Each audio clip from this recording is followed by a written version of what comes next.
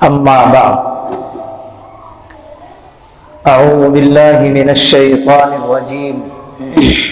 بسم الله الرحمن الرحيم يا أيها الرسول بلغ ما أنزل إليك من ربك وإن لم تفعل فما بلغت رسالته صدق الله العظيم وقال النبي صلى الله عليه وسلم لقد أخفت في الله وما يخاف أحد وَلَقَدْ أُوذِيتُ فِي اللَّهِ وَمَا يُؤْذَى أَحَدٌ أَوْ كَمَا قَالَ صلی اللہ علیہ وسلم۔ بزرگوں اور عزیز دوستو، اللہ تبارک و تعالی نے انسانوں کی ہدایت کے لیے اور انسانوں کو صحیح راستے پر لانے کے لیے انبیاء کرام علیہم الصلاۃ والسلام کا انتخاب فرمایا۔ چنانچہ اللہ تبارک و تعالی نے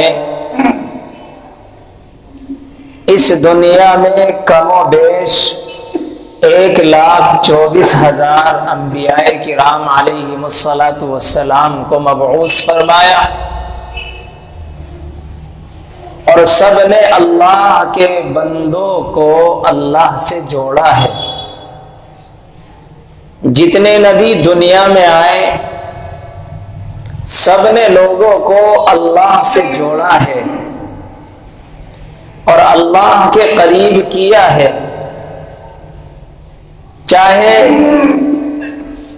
حضرت آدم علیہ السلام ہو یا حضرت آدم کے بعد حضرت نوح علیہ السلام ہو یا حضرت عیسیٰ علیہ السلام ہو یا حضور اکرم علیہ السلام ہو،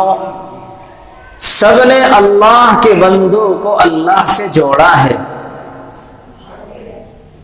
اللہ تبارک و تعالی نے قرآن کریم میں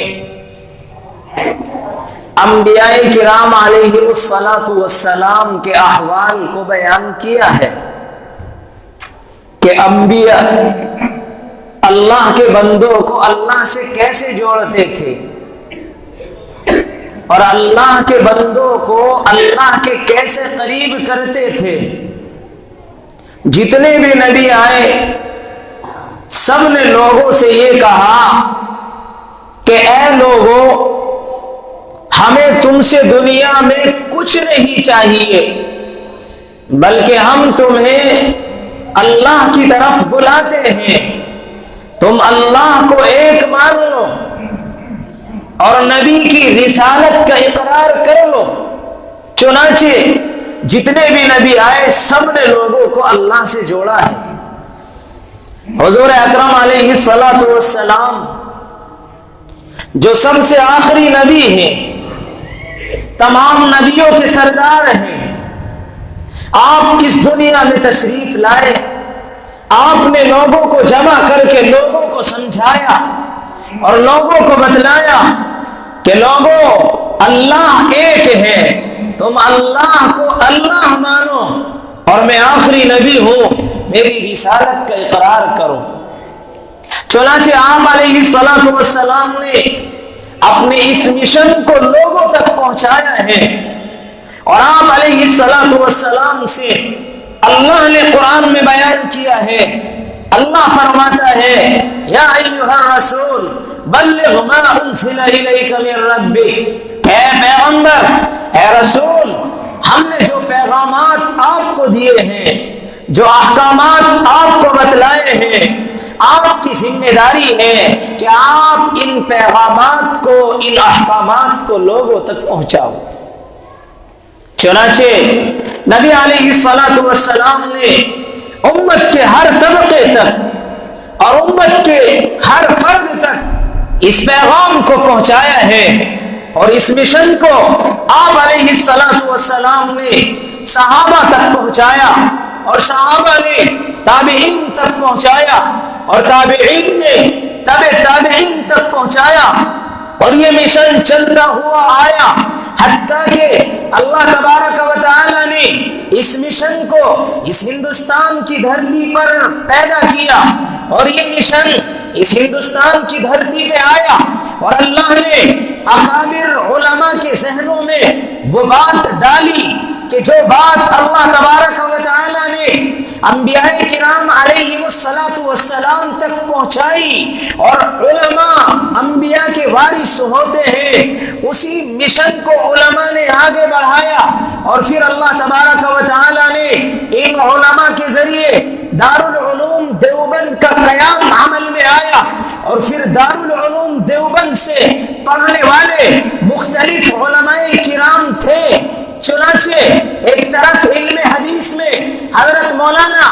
انور شاہ کشمیری ہیں، ایک طرف مفتی کفایت اللہ ہے اور ایک طرف حضرت مولانا محمد الیاس صاحب ہیں۔ حضرت مولانا الیاس صاحب یہ دارالعلوم کے فارغ ہیں، دارالعلوم میں پڑھے ہیں، شیخ الہند سے پڑھا ہے، شیخ الہند کے فارغ ہیں۔ چنانچہ جب یہ فارغ ہوئے اس کے بعد حضرت مولانا محمد الیاس صاحب نے مظاہر العلوم سہارنپور میں پڑھایا ہے اور ان کے والد چونکہ بنگلے والی مسجد میں امامت کرتے تھے، وہاں دہلی میں رہتے تھے۔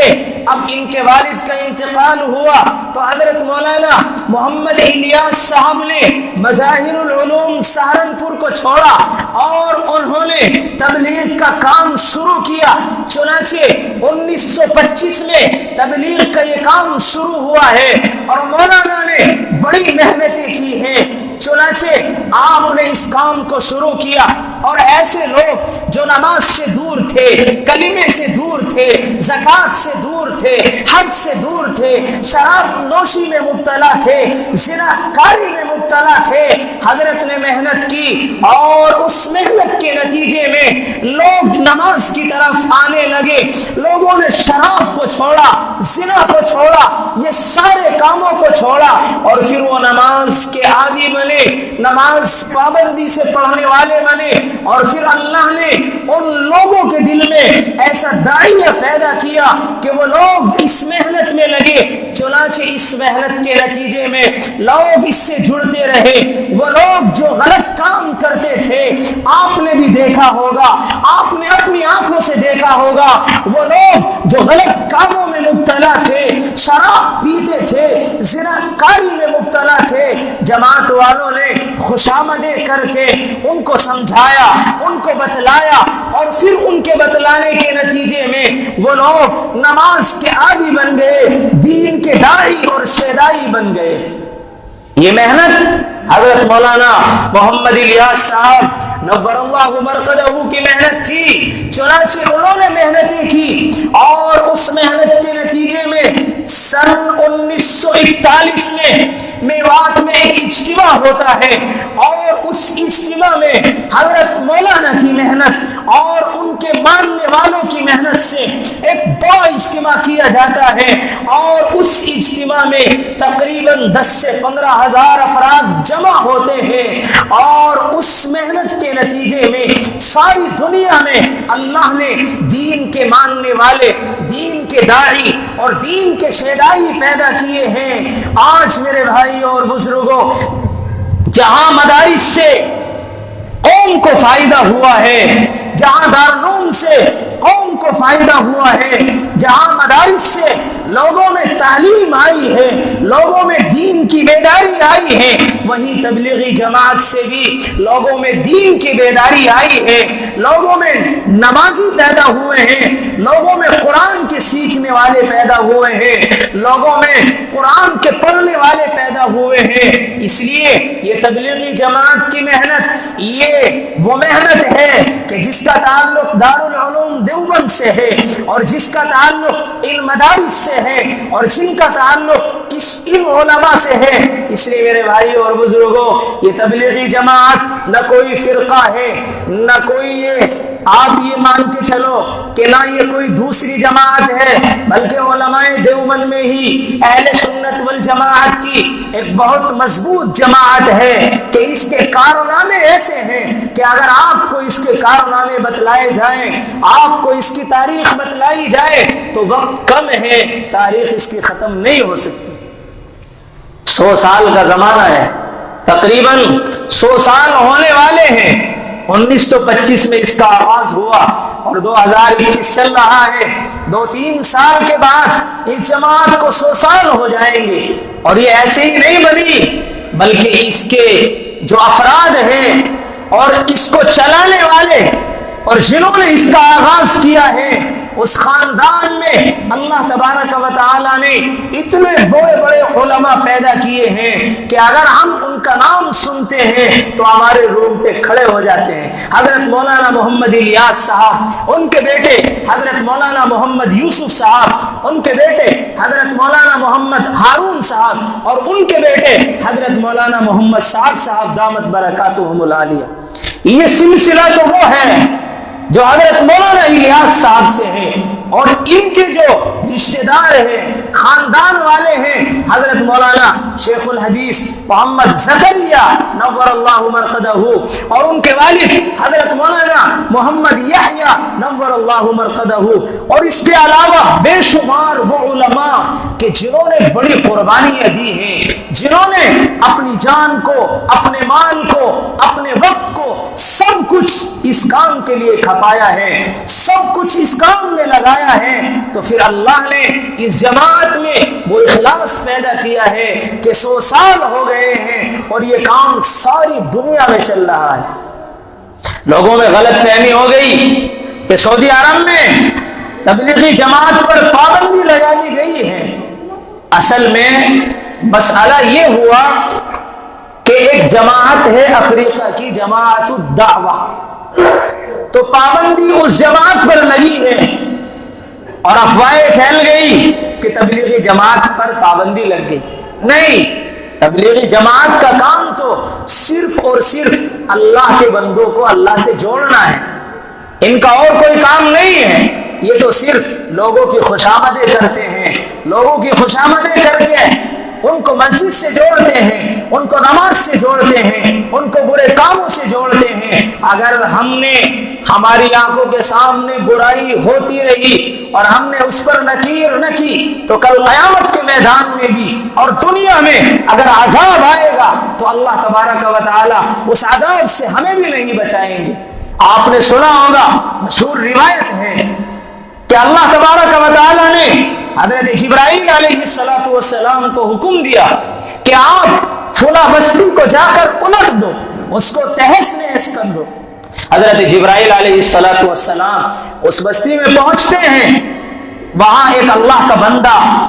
جو ہمیشہ عبادت کرتا تھا،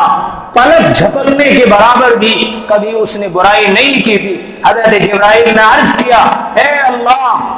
اس بستی میں تیرا فلاں بندہ ہے، بڑا نیک ہے، دیندار ہے، کبھی گناہ نہیں کیا ہے۔ تو اللہ نے حضرت جبرائیل سے کہا، اے جبرائیل، اس کو بھی لوگوں کے ساتھ ملا کر پیس دو، اس لیے کہ اس کے سامنے گناہ ہوتے تھے، اس کے سامنے برائی ہوتی تھی، کبھی اس نے لوگوں کو برائی سے نہیں روکا ہے، کبھی اس نے لوگوں کو گناہ سے نہیں روکا ہے، اس لیے آج عذاب میں وہ آدمی بھی پسے گا، عذاب میں وہ بھی مبتلا ہوگا۔ اس لیے میرے بھائی اور بزرگوں، ضرورت ہے اس بات کی کہ ہم خود بھی نمازی بنیں، خود بھی دیندار بنیں اور تبلیغی جماعت سے جڑیں، وقت نکال کے ہم اس کے کاموں میں لگیں اور ان کاموں کو اپنا کام سمجھیں۔ جب ہم ان کاموں کو اپنا کام سمجھیں گے تو ہمارے محلے سے، معاشرے سے، خاندان سے برائیاں ختم ہوں گی، اور جب برائیاں ختم ہوں گی تو دینی ماحول بنے گا، اسلامی ماحول بنے گا، اور جب اسلامی ماحول بنے گا تو میرے بھائی اور بزرگوں، ہماری بستیوں میں، ہمارے محلوں میں رونقیں آئیں گی، اور جب رونقیں آئیں گی تو سکون آئے گا، اور آج ہر آدمی سکون چاہتا ہے۔ اس لیے اگر ہمیں سکون چاہنا ہے تو برائیوں کا خاتمہ کرنا پڑے گا، اور ہمیں اللہ سے اور اللہ کے رسول سے، مسجدوں سے، مدرسوں سے، علماء سے جڑنا پڑے گا۔ اللہ تعالی ہم سب کو